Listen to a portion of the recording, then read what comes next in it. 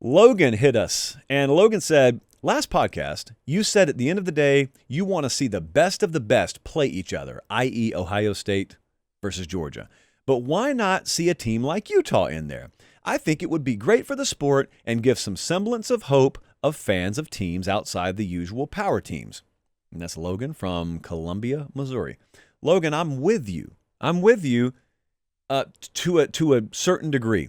So if we were to watch the season play out, and let's take Utah, for example. If we watch this season play out and Utah looked like Washington did last year, I'm all for Utah being in there, and especially because they will have earned their way.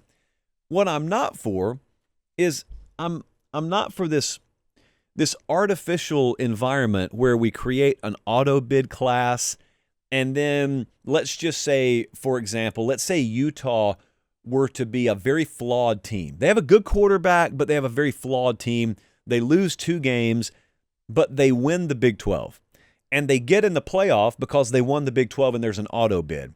And then they happen to face a couple of teams that have just massive amounts of injuries, like let's say a Florida State situation. Let's say Utah played a couple of those teams, and they all of a sudden end up in the semifinal round or get to the title game. Well, that right there is not fun for me to watch. Conversely, if Utah's dominating and they're facing legit teams at full strength and they're beating them, I'm all for Utah. In my perfect world, I'd rather have that. I'd rather have 15 or 20 programs out there that we go into any given year, look at and say, that team right there does not even need any breaks. They could just flat out win a title this year. That's never been college football. I wish it were. That's never been college football. There is no way to reverse engineer college football to be that way, in case you think that's where I'm about to go. I don't think any amount of portal or NIL is going to make it that way. I don't think the structure we have with portal NIL right now is sustainable or is long-term.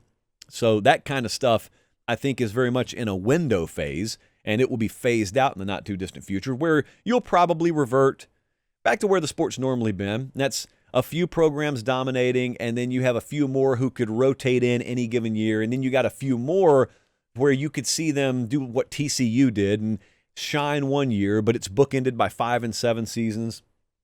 So I'd love to see that, but I know what reality is in college football. Reality's been you got the haves and have-nots. So if you give me that world, well, in a playoff, I want to see the haves facing the haves. I was down there in Atlanta. In fact, I was standing under the upright when Ohio State missed that field goal to try and beat Georgia a couple of years ago in the semifinal game, in the Peach Bowl. And I remember thinking, I think I just watched the national title game, and I did.